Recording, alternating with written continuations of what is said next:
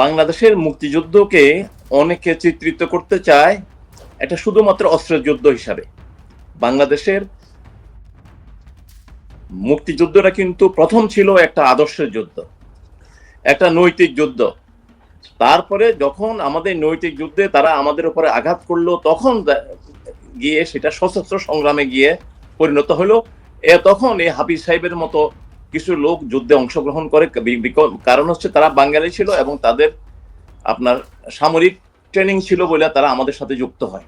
কিন্তু আমাদের মূল যুদ্ধ যেটা ছিল 1948 সাল থেকে শুরু করে 52 সালে ভাষা আন্দোলন, 62-র হামিদুর রহমান আপনার শরীফ শিক্ষা কমিশন রিপোর্টের বিরুদ্ধে আন্দোলন, 66-র যে আমাদের 6 দফা আন্দোলন, 69-এর আপনার 68-69-এর 11 দফা আন্দোলন, তারপরে 70-এর নির্বাচন, 71-এর মুক্তিযুদ্ধ। তো এই যে মানে দীর্ঘদিনের সংগ্রামটা, এরা তো এটার সাথে যুক্ত ছিল না। এরা এরা মানে একটা সময় আসে আমাদের সাথে যুক্ত হয়েছে এবং এরা যুদ্ধ করছে, এদের অবদানটাকে আমরা একটু অস্বীকার করি না। এই যে আপনারা অনেকে বলে জিয়াউর রহমান যে কালুরঘাটে যে ঘোষণা দিয়েছে, অনেকে এটাকে বিএনপিরা ওনার মৃত্যুর পরে এটাকে অতি বাড়াবাড়ি করে ওনাকে ঘোষক বানাতে চায়। কিন্তু এটারও একটা ইমপ্যাক্ট ছিল। যারা শুনছেন সেদিন, আপনার যারা সামরিক বাহিনী অবসরপ্রাপ্ত যারা ছিল, যারা দেশে ছিল, ছুটিতে ছিল, তারা কিন্তু যুদ্ধে অংশগ্রহণ করছে। তো প্রত্যেকটা জিনিসেরই, যেমন আজকে আপনি বলছেন মেজর হাফিজ সাহেবের বাবা ছিলেন আজহার আলী সাহেব। উনি সেখানে আওয়ামী লীগের 70 সালে আওয়ামী লীগ থেকে নির্বাচন করছিলেন, 73 সালে উনি জাসদ থেকে নির্বাচন করে। এই হাফিজ সাহেব একজন মহাডানের একজন খুবই কৃতি একজন ফুটবলার ছিলেন নাকি। তারপরে ওটা তো ছিলেন, জি। তারপরে আবার 75 সালে বঙ্গবন্ধু হত্যার পরে আবার যখন কি তথাকথিত কি হইল না, আপনার যখন খালেদ মোশাররফ যখন করে বিদ্রোহ, আবার পাল্টা কু করে, তখন কিন্তু জিয়াউর রহমানের ইয়াতে ছিলেন, উনি পাহারাদার ছিলেন এবং সেখান থেকে আবার জিয়াউর রহমানকে উনি রক্ষাও করছেন। যাই হোক, সবকিছু মিলিয়ে উনি সব দিকে, আপনারা মনে আছে 111-এর সময় উনি কিন্তু খালেদা জিয়া মাইনাসের মধ্যে ছিলেন। উনি একটা সংস্কারপন্থীদের নেতা ছিলেন এবং উনি সাইফুর রহমানকে চেয়ারম্যান এবং ওনাকে মহাসচিব করে এবং নির্বাচন কমিশনও বিএনপির একটা চিঠি দেওয়ার কাছে শামসুল সাহেবের পক্ষে, এটা কিন্তু হাফিজ সাহেবের নামে দেওয়া হয়েছিল। পরে এটা আবার এটা নিয়ে আবার প্রতিবাদ হওয়ার পরে এটা আবার পরে চেঞ্জ করা হয়েছিল। তো এখন উনি কিন্তু সব দিকে আছেন। যেমন গত পরশু উনি যখন মুক্তিযোদ্ধা মন্ত্রী করা হইলো ওনাকে, উনি বঙ্গবন্ধুর 7ই মার্চের কথা বললেন। আজকে যখন আপনার নাম কিনা কি ওই ওদের সেক্রেটারি যে যখন কি প্রস্তাবটা পড়লেন, আপনার নিজামী, মুজাহিদ, কামরুজ্জামান, যুদ্ধ অপরাধীর শহীদ, এদেরকে শহীদ ঘোষণা করে এদের শোক প্রস্তাবে যখন বললেন, উনি সঙ্গে সঙ্গে সেটাকে অ্যাপ্রুভ করে নিলেন। তো উনি হলেন, এখন হইলো ওই যে অস্ত্র দিয়া যুদ্ধ করলে মুক্তিযুদ্ধ হওয়া যায় না। আমি একটা পরিষ্কার বলছি, মুক্তিযুদ্ধ ছিল একটা আদর্শিক যুদ্ধ। সেই আদর্শিক যুদ্ধ আর এই যুদ্ধ শেষ না, এক যুদ্ধ না। তো এই ধরনের, যেমন আজকে অনেকে ফজলুর রহমান সাহেবের কথা বলে, উনি অনেক কড়া কড়া কথা বলে এবং ওই যে বঙ্গবন্ধুর কথা না বললে কিশোরগঞ্জে উনি ওই আপনার ওনার ভোটের বাক্সটা ভরতো না, বুঝছেন নাকি। তো উনি যেই মানুষটা, যেই লোকেরা আপনার জিয়াউর রহমান, খালেদা জিয়া বা তারেক জিয়া, এদের চরিত্র বলতে কি আমাদের কোনো ইয়ে আছে? আজকে যে ওরা যে ওয়াক আউট করলো, এটা তারেক জিয়ার সাথে যে ওদের আপনার যোগাযোগ নাই, তাদের আন্ডারস্ট্যান্ডিং নাই, এটা কি আমরা বলতে পারবো? এখন তো তারা তো শাহাবুদ্দিন সাহেবকে চাইবে না, স্বাভাবিক। এখন কাউকে দিতে বলাইতে হবে, কাকে দিয়ে বলাইতে হবে? এখন তো খালেদা তারেক জিয়া বড় ভাই, ওরা ছোট ভাইকে দিয়ে বলাইছে, তো এটাই তো হবে। তো সুতরাং এখানে আজকে আমাদের যারা দুঃখ প্রকাশ করতেছে, যারা শাহাবুদ্দিনকে সমালোচনা করতেছে, অমুকের এটা বলতেছে, আমাদের মধ্যে আজকে সেটা বাদ দিয়ে যার অবস্থান আছে, আপনারা অল্প অল্প করে কাজ করেন। যারা ওই আপনার কি বলে না, টেলিগ্রাম গ্রুপে আছেন, হোয়াটসঅ্যাপ গ্রুপে আছেন, ওরা কেউ যদি আমাদের কথা শুনে থাকেন, আপনারা মিটিং করেন, মিটিং করিয়া প্রত্যেকদিন এক একজন এক একটা দায়িত্ব নেন, অল্প অল্প করে কাজ করেন। আমাদেরকে আবার ফিরে আসতে হবে নাকি? এই ফিরে না আসলে দেশটা থাকবে না। আজকে আওয়ামী লীগ ফিরে আসার দরকার নাই, আমি বলছি যে মুক্তিযুদ্ধটাকে ফিরিয়ে আনতে হবে আমাদেরকে। আজকে আমি ওই যে আপনারা একটু আগে আলাপ করতেছিলেন, তখন ওই দেখলাম রহিন হোসেন প্রিন্স বোধহয় কি এটা মিছিল টিছিল বাইর করছিল। এখন ওনারা বলতেছে যে মুক্তিযুদ্ধের পক্ষে সকল শক্তিকে আমরা এক হইতে হবে, আমাদের সংবিধানের 4 মূলনীতি নিয়ে আমাদেরকে আবার আগাইতে হবে। তো যাই হোক, ওনাদের যদি সত্যি সত্যি যদি ওনাদের বোধোদয় হয়, খারাপ কি, আসুক না, আমরা সবাই মিলেই তো দেশটা চালাইতে হবে। তো আজকে আমি মনে করি আমাদের আজকে যেই মানে ওই আপনিও একটু আগে অফলাইনে একটা কথা বলছিলেন যে তারেক জিয়া সাহেব আজকে তার বক্তৃতায় বলছেন আপনার বেগম খালেদা জিয়া হলো সংসদীয় গণতন্ত্রের জন। তো সেখানে বহুদলীয় গণতন্ত্রের জনক, তার মা হচ্ছে সংসদীয় গণতন্ত্রের জনক। সংসদীয় গণতন্ত্রের ওনার এটা তো একটু শর্ট মেমোরি। তো আমাদেরকে মনে নেয় তিন জোটের রূপরেখায় কি ছিল, সংসদীয় গণতন্ত্রের কথা ছিল। তখন শাহাবুদ্দিন সাহেবকে একটা বিশেষ পরিস্থিতিতে ভাইস প্রেসিডেন্ট করে আনা হইলো। তখন মানে আপনার সংবিধানের আজকে যে একটা সংকট দেখা দিচ্ছে, এরকম একটা সংকট ওই সময় দেখা দিচ্ছিল। তখন শাহাবুদ্দিন গভর্নমেন্ট আসার পরে তারপরে যেহেতু নবীন পার্লামেন্টেরিয়ান, তাদের মাঝে একটা মাথায় ঢুকলো যে উনি তো পার্লামেন্ট সামাল দিতে পারবে না, ওরা সংসদীয় গণতন্ত্রের দিকে যেতে চাইলো না। তখন শাহাবুদ্দিন সাহেব হুমকি দিলেন যে সংসদীয় গণতন্ত্রের দিকে না গেলে আমি ক্ষমতা হস্তান্তর করবো না। রাইট, মানে এটাই তো কথা। তাহলে একজন এক একটা মানুষকে হয় কি তার যে অবদানটাকে আপনি অস্বীকার করতে কেউ করে না, অবশ্যই অস্বীকার কেউ করে না। আবার আসবো সেলিম ভাই, আপনি কিভাবে সংসদের প্রথম দিনটা দেখলেন? একটু সাবধান থাকবেন, কিন্তু মনে করাই দিচ্ছেন আপনাকে রাজ্জাক ভাই, ওই যে শাহাবুদ্দিনের সমালোচনা যারা করতেছে এগুলো বাদ দিয়ে অন্য কিছু করেন। শাহাবুদ্দিনকে নিয়ে বেশি কথা না বলাই ভালো এখন আমার তো, কারণ শাহাবুদ্দিন হচ্ছে এখন ক্যাচ 22 সিচুয়েশনে আছে। তাকে যা বলা হচ্ছে তাই বলবে, আর তার নিজস্ব একটা প্ল্যানও আছে বলেছি। সেলিম ভাই, তার বডি ল্যাঙ্গুয়েজ, তার সাউন্ড, এগুলোতে মনে হয় ওনাকে দিয়ে বাধ্য করা হচ্ছে কিছু কথা বলতে তাকে বাধ্য করা হচ্ছে। তার মানে তার বিবেকের কাছে নিশ্চয়ই সে দংশন হচ্ছে, তার বিবেককে নিশ্চয়ই সে প্রশ্ন করতেছে আমি এই কথাগুলো কেন বলছি, কিন্তু তার বাধ্য হচ্ছে তাকে বলতে। আমার কেন জানি মনে হচ্ছে, আমি যদি নিজেও বলেছি তাকে পদত্যাগ করতে, কারণ কন্ট্রাডিক্টরি হয়ে গেছে, আমি নিজেই কন্ট্রাডিক্টরি কথা বলছি। একবার বলেছি চুপ্পুকে বেনিফিট অফ ডাউট দেওয়া উচিত, কারণ সে আছে ক্যাচ 22 সিচুয়েশনে, না এদিক যেতে পারে না ওদিক যেতে পারে, না গিলতেও পারে না উগলাতেও পারে, সে এমন অবস্থাতে আছে। কিন্তু এখন সেটারই পরিস্থিতির অ্যাডভান্টেজটা নিচ্ছে বিএনপি। এই অ্যাডভান্টেজটা নিয়ে চুপকে দিয়ে কাজ করিয়ে বলছে, উচ্চারণগুলো শুনে কি টেবিল চাপড়াচ্ছিল দেখছেন? না ওই যে স্বাধীনতার ঘোষক, বাংলাদেশ জিন্দাবাদ, এগুলা বিএনপি ইচ্ছা করলে তাকে বলতেন যে আপনি সরে যান, আমরা জিতেছি, আমরা এখন নতুন প্রেসিডেন্ট ইলেক্ট করব। এটা হয়তো হবে দু এক সপ্তাহের মধ্যে, আমি ঠিক জানি না। কিন্তু বর্তমানে যে রোলটা প্লে করতেছে টিপু সাহেব, আমার মনে হয় all due respect to the মহামান্য প্রেসিডেন্ট, তাকে বাধ্য করা হচ্ছে এগুলো বলতে। আমার কেন জানি এটা মনে হচ্ছে। আমি আর একটা টক শোতে শুনেছি যে তার একটা ইতিহাস আছে ইয়েতে এরকম চেঞ্জ হতে। তবে রাজ্জাক ভাই যেটা বলে, এটা আমিও বলেছি, এই যুদ্ধটা একটা জনযুদ্ধ ছিল, এটা অস্ত্র যুদ্ধ সালিশি ছিল না, এটা নৈতিক যুদ্ধ। আমরা শুরু করেছি সেই 1948 সাল থেকে, 71 সেই যুদ্ধটা পরিসমাপ্তি হয়, তারপরে বাংলাদেশ আমরা নির্মাণের ব্যবস্থা করি। 75 সালের পরে মনে হলো যেন আমরা আবার সেই পূর্ব পাকিস্তান বা পাকিস্তানের দিকে ফিরে গেলাম। কারণ মুক্তিযুদ্ধের যেসব আদর্শ, যেসব নীতি সব থেকে শেষ করে দিয়ে তারা সেই জিন্দাবাদের দিকে চলে গেল। 75 থেকে 96-তে এসে আমরা কিছু আশার আলো দেখতে পেলাম। 96 থেকে 2001 সাল পর্যন্ত সেলিম ভাই, আজকের পার্লামেন্টে কিভাবে দেখলেন?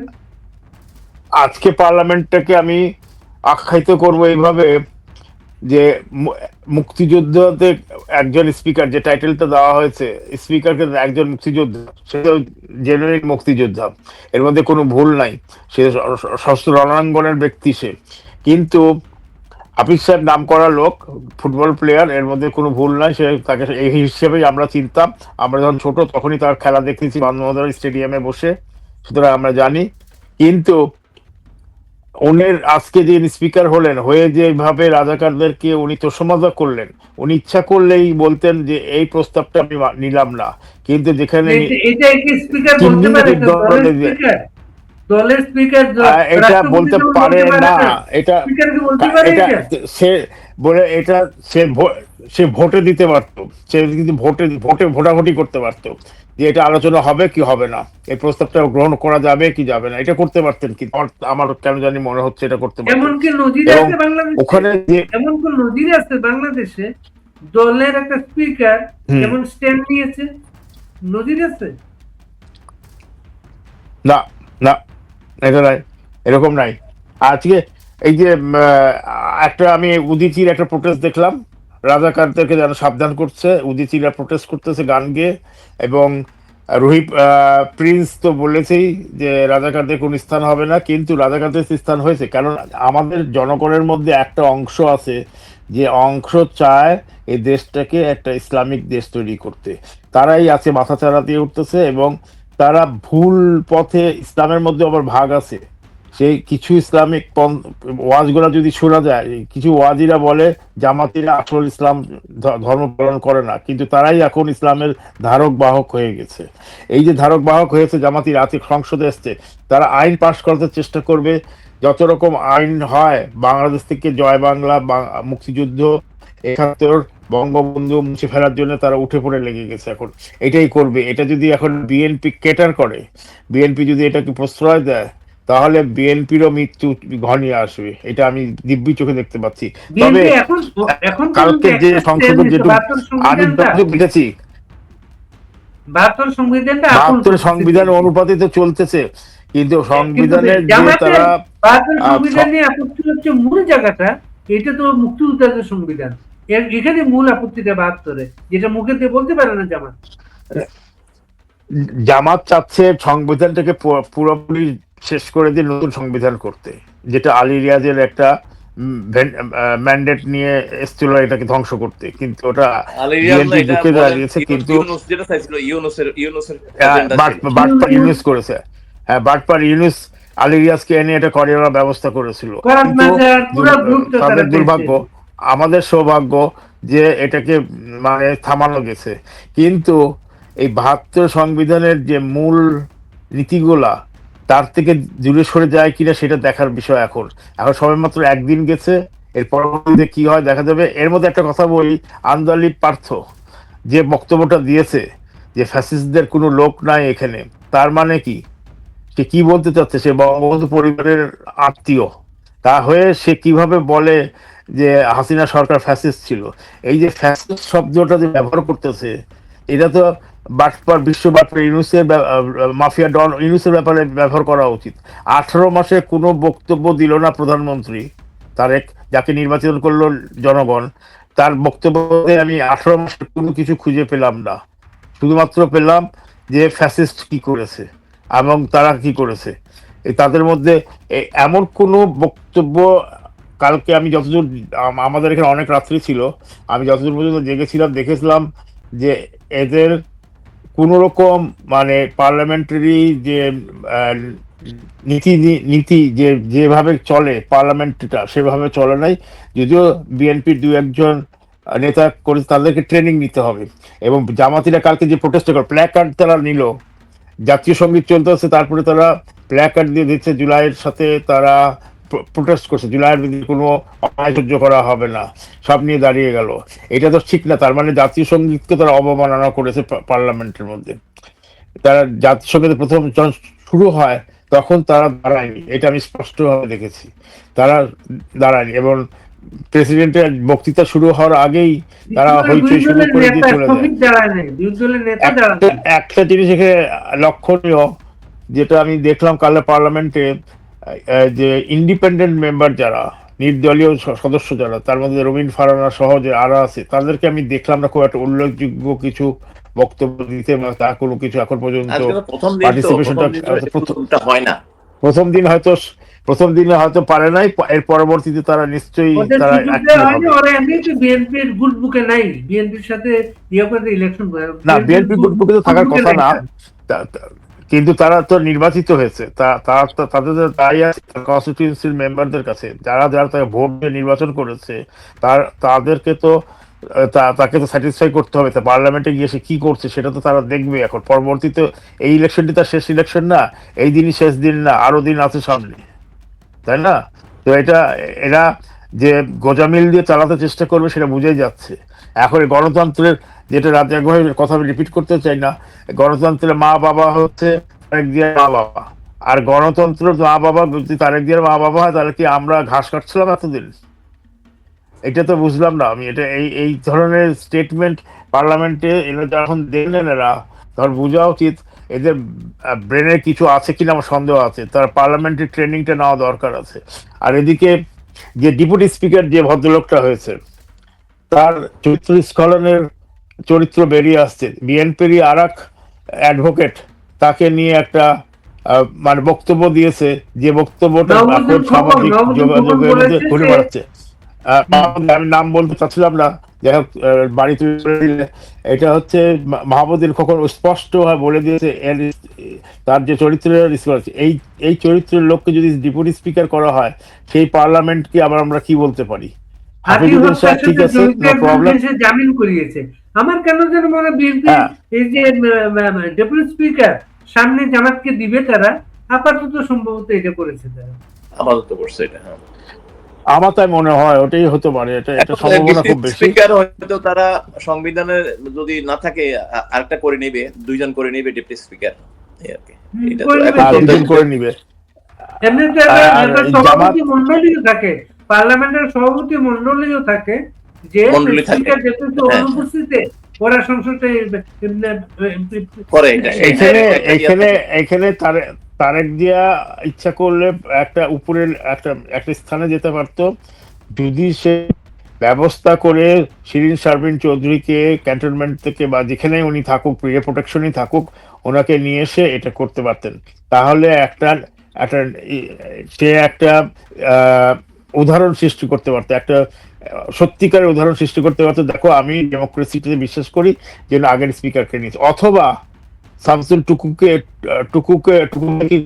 ইয়েকে বাদ দিতে, জামিন দিয়ে বা এটাকে স্কোয়াশ করে তাকে নিয়ে এসে সেলিম ভাই, প্রথম দিনই মনে হচ্ছে জামাত নেতৃত্বের বিরোধী দলকে এরা বেশ ইয়েতে আছে, চাপে যে থাকবে, ওরা ভয় পায়। তারা ভয় পাচ্ছে জামাতকে, এনসিপির অল্প কটা টোকাইদেরকে। এই যে পার্লামেন্টে গেছে, এরা যে কি করবে এটা বোঝাই মুশকিল আছে। নাহিদের বক্তৃতা আমি শুনিনি, আমি ওর সম্পর্কে কমেন্ট করতে পারবো না, কমেন্টও করতেও চাই না, তাকে ইম্পর্টেন্স দেওয়াই দরকার নাই। এই যে টোকাই যে 6 জন গেছে, এই টোকাই 6 জন কি করবে এটা দেখার বিষয়। যদিও শুনলাম আমি যে এদেরকে ট্রেনিং দেওয়া হচ্ছে, আর ট্রেনিং দিয়ে এদেরকে সত্যিকারে পার্লামেন্টারিয়ান বানাতে পারবে কিনা সেটা দেখার বিষয়।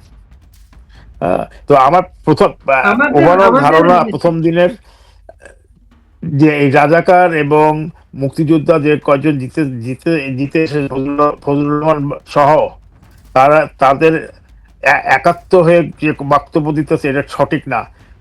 তারা যদি মুক্তিযুদ্ধে বিশ্বাস করে থাকেন, তার বিএনপি করুক, যে দলই করুক, যেন রায় না দেয়। আপনার চোখে আর কি দিলে প্রথম দিনে আপনার চোখে পড়েছে বিষয়টা? এখন জিনিসটা আপনি একটা ইতিহাসটা দেখেন। এই যে বহুদলীয় গণতন্ত্রের নামে জিয়াউর রহমান সাহেব আপনার এই ইসলামী দলগুলাকে আপনার এখানে পুনর্বাসিত করছে সংবিধানের 38 দ্বারা, সেটা বাতিল করে।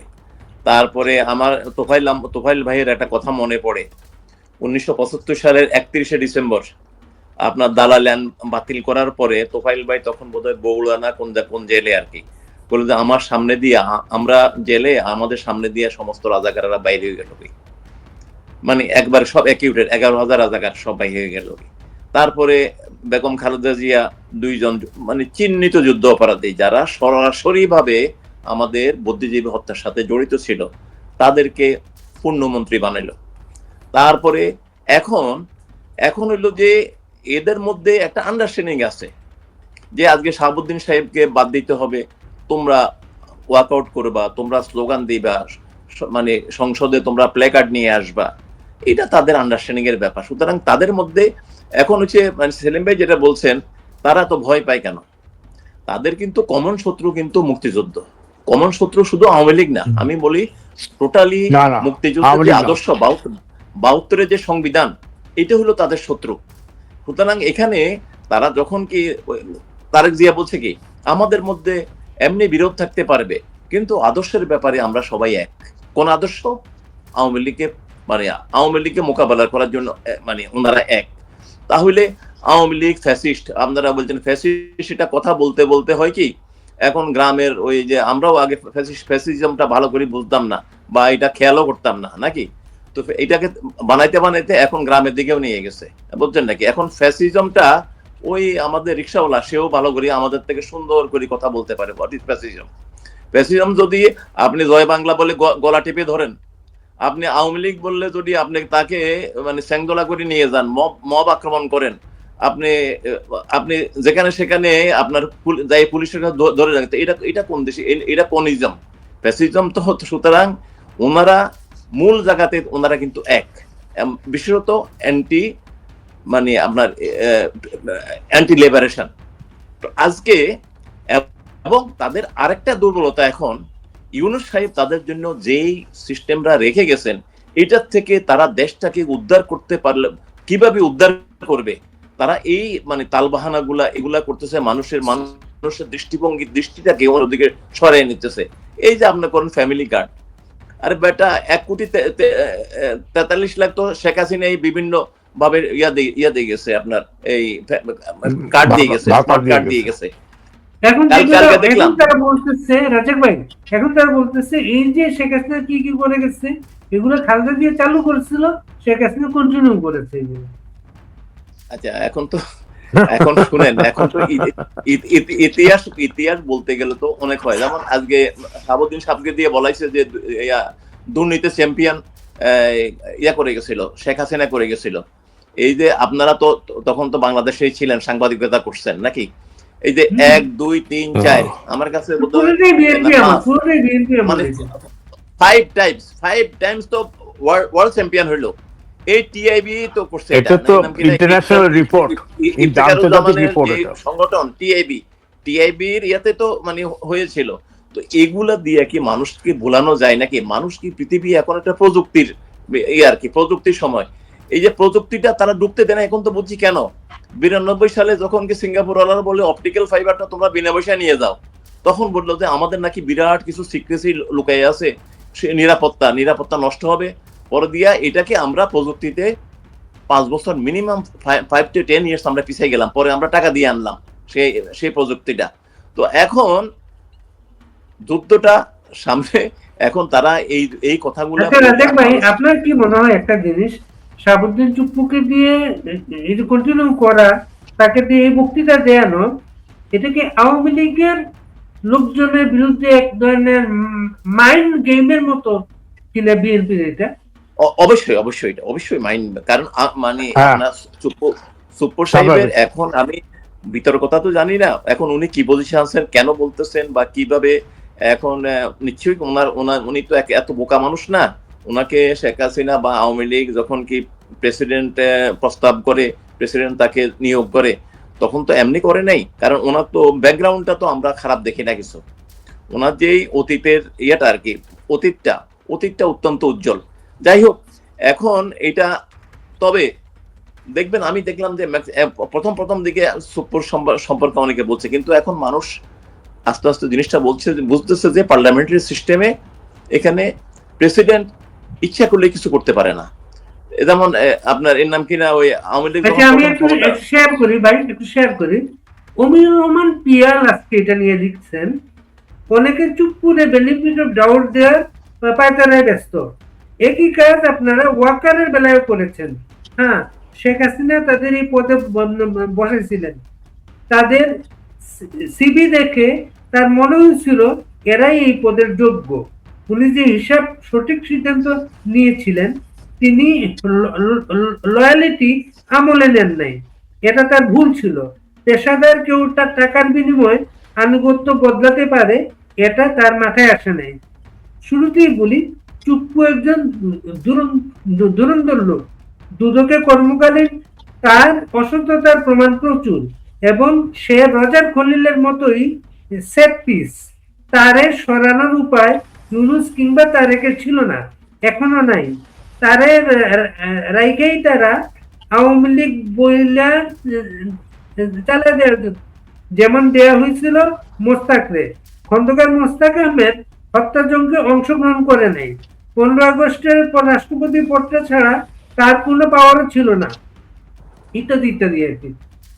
আমি অমির রহমান পিএল সম্পর্কে আমার টুকটাক ধারণা আছে। উনি একটু বেশি বিপ্লবী মানুষ, আমি এত বিপ্লবী না, বুঝছেন নাকি? আমি কোন বিপ্লব এই ধরনের উল্টাপাল্টা বিপ্লবের মধ্যে নাই। আমরা হইলাম সাধারণ মানুষ, সাধারণ চিন্তা করি, সাধারণভাবে চিন্তা করি। কারণ হচ্ছে যে মানে 5ই আগস্ট যে জঙ্গি উত্থানটা হয়েছিল, এটা সুপ্পুরও কিছু করার নাই, ওয়াকারেরও কিছু করার নাই।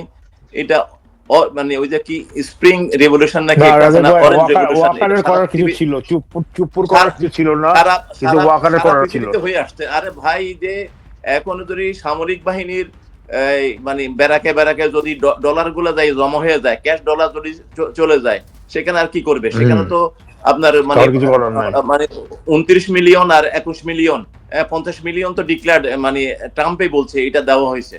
তারপরে এরা 2007 সাল থেকে কাজ করতেছে। তো তারা আর এই যে মেটিকুলাস প্ল্যানটা আপনার কার্যকরী হবে না। ওই পিএল সাহেবের মতো বিপ্লবী লোকেরা বিদেশে যাইয়া পলাই আছেন, বুঝছেন নাকি? তো এখন মানে এই বিপ্লব দিয়ে কাজ হবে না। এখন যেটা প্রতি বিপ্লব যেটা হয়ে গেছে, এটাকে মোকাবেলা করতে হবে। যে যার পজিশনে আছেন, চুপ করে দৌড় দিয়ে লাভ কি? চুপ্পু কি ক্ষমতায় ছিল? চুপ্পু ওখানে শেখ হাসিনাকে উল্টাই দিবে। ওয়াকারও দেখবেন যে আপনি যাইয়া কোনদিন খবর দেখবেন যে ওয়াকারও সেই ক্ষমতা ছিল কিনা ওনাকে মানে সাবেক পররাষ্ট্রমন্ত্রী মোমেন সাহেবও বলছেন চুপ্পু নিমুখারাম শেখ হাসিনা কি দেখে যে এদেরকে দায়িত্ব দিচ্ছিলেন, তার এটা মাথায় আসে না। দেখ, এক একজনের এক একটা, এটা হলো সবারই একটা ব্যক্তিগত মতামত। আমি আমি আমি আমি বলবো যে সমষ্টিগত বিষয়টা কি। সেলিম ভাই কি বলছিলেন? আমি বলছিলাম রাজাবের সাথে আমি সহমত, কারণ পিয়ালের পিয়াল ভালো ছেলে, বিপ্লবী কথাবার্তা বলে, কিন্তু কথা মন্ত্রের সময় সে ছিল। পিয়ালকে আমি চিনি, ব্যক্তিগতভাবেও চিনি, কিন্তু ওর যে বক্তব্যটাই যেটা পড়লে তুমি এখন, সেটার মধ্যে লয়ালিটি নিশ্চয়ই আছে শেখ হাসিনার প্রতি। এই লয়ালিটি আছে বলেই তাকে প্রেসিডেন্ট বানানো হয়েছে। এটা এই ব্যাপারে আমি দ্বিমত করতেছি পিয়ালের সাথে 100%। কারণ পিয়াল এখানে এটা ভুল ধারণা করতেছে। কারণ একটা সংসদীয় গণতন্ত্রের মধ্যে, এটা আমাদের আওয়ামী লীগ আমলেও তো বিএনপির প্রেসিডেন্ট ছিল কিনা, তো এখন কিন্তু জয় বাংলায় বলেছে সে। তো এখন তাকে বাধ্য করা হচ্ছে বলতে মনে হচ্ছে এটা। কারণ যদি আমি নিজেও বলেছি তাকে, সে যেহেতু পদত্যাগ করছে না, এমনও হতে পারে, যদিও আমরা এখান থেকে বলছি তাকে পদত্যাগ করতে, কিন্তু তার অবস্থা এমন হয়েছে তাকে পদত্যাগ করতে দেওয়া হচ্ছে না। এটা হতে পারে 1 নম্বর। 2 নম্বর হচ্ছে ওয়াকারের ব্যাপারে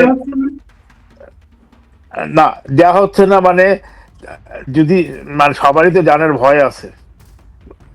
ওকে, তাকে বলা যে আপনি যদি এখন এইভাবে পদত্যাগ করেন, আপনার উনি যদি মেয়াদটা শেষ করতে পারেন, উনার পেনশন না, ওটা আমি গত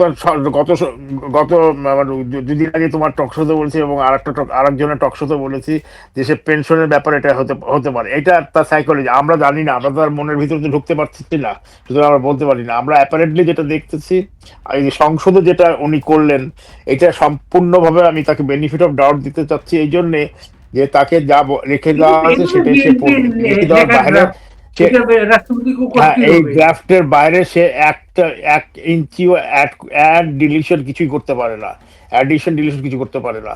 এবং অমি পিয়ালের যে দ্বিতীয় বক্তব্যটা যেটা আছে ওয়াকারকে নিয়ে, ওয়াকারকে, হ্যাঁ, এই এই সিদ্ধান্ততে আমি তার সাথে একমত।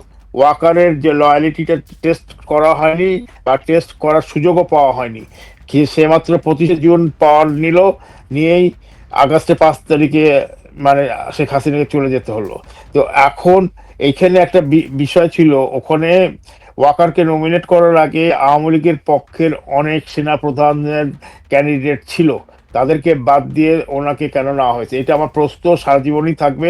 এবং আমি জানতেও চাই হাসিনার কাছে, শেখ হাসিনা যদি বলতে পারেন কোনো এক সময়, এখন না, উনি তো আছেন, ভালোই আছে, ভারত তাকে উদ্ধার করেছে, এটার মধ্যে ভারতের কাছে, যে ভারতকে আমি স্যালুট দিই, যে আমরা যেটা করতে পারিনি, আমরা প্রোটেকশন দিতে পারিনি তাকে, কিন্তু ভারত তাকে প্রোটেকশন দিয়েছে। কিন্তু উনি কেন এই ওয়াকারকে নমিনেট করলেন, কোন বেসিসে?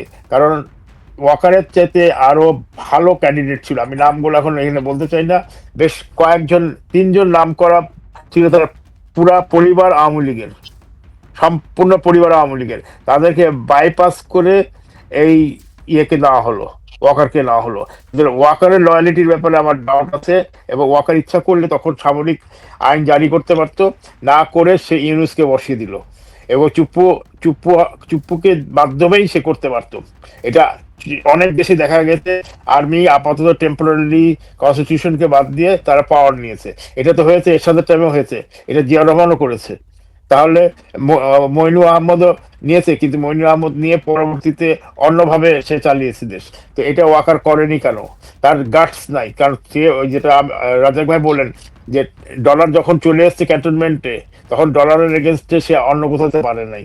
এটা যে মেটিকুলাস ডিজাইনটা করেছিল যে ইউনিস, সেটাতে সে সাকসেসফুল হয়েছে, 1 নম্বর। 2 নম্বর হচ্ছে চুপ আছে কতদিন সেটা দেখতে হবে, কারণ আমরা আজকে যারা পন্থীরা আওয়ামী লীগের হয়ে যারা কাজ করতেছি, আওয়ামী লীগকে পুনর্বাসন চাচ্ছি, মুক্তিযুদ্ধের পক্ষে সবাইকে আমরা চাচ্ছি যে দেশে, সেইটাকে পুনর্বাসিত করতে গেলে যেভাবে, কারণ আমার চাইতে বা তোমার চাইতে বা অন্য কারণে রাতে ঘর চাইতে অনেকের চাইতে শেখ হাসিনা আরো দূরদর্শিতা আছে, নিশ্চয়ই সে প্রজ্ঞাবান আছে, নাহলে সে 16 বছর দেশ চালালো, কারণ নাহলে তো আমরাই দেশ চালাতাম, নাহলে আমরা দেশ চালাতাম, আমরা তো চালাতে পারি না। আমরা হচ্ছে আম জনতা, আমরা তৃণমূলের কর্মী, আমরা তৃণমূলের কর্মী হিসেবে এটাই বলতে চাই যে শেখ হাসিনা বাদে আওয়ামী লীগ আসতে পারবে না। আওয়ামী লীগ আসলে একমাত্র দেশের জন্য তাকে আসতে হবে, দেশ চায় আওয়ামী লীগকে, এইটা বুঝতে হবে আওয়ামী লীগের নেতা কর্মীদেরকে। যারা বিদেশে আছে তারা যদি এসে যদি তারা অ্যারেস্ট হয়, হলো, অ্যারেস্ট হয়ে আসতে হবে, অ্যারেস্ট হতেই হবে, রাজনীতি করতে নামছি, অ্যারেস্ট হবো না, এটা একটা কথা নাকি? আপনার কাছে আবার তো আমি থাকবো কেন? সেলিম ভাই, আপনার কাছে আবার রাজেক ভাই, আজকে কি দিয়ে আপনি শেষ করবেন? আমি শেষ করব যে মানে ইয়া সাহেব, চুপ্পু সাহেবকে পদত্যাগ করতেই হবে। বিএনপি আজকে তো আপনার জামাতের ওয়াকআউটে বোঝা গেছে যে আপনার বিএনপি তাকে মুখে বলবে না, জামাতকে দিয়ে বলে দিয়েছে যে ভাই আপনি সরে যাও, আমরা আমাদের লোক নিব। তারপরে আপনারা ওই যে আপনার ওয়াকারের কথা বলতেছেন, আপনাদের মনে আছে জেনারেল জিয়াউল হককে বুট্টু 9 জন জেনারেলকে ইয়ে করা ডিঙ্গাইয়া তাকে প্রমোশন দিছিল, আর সেই জিয়াউল হক কিন্তু তাকে ফাঁসি দিয়েছিল।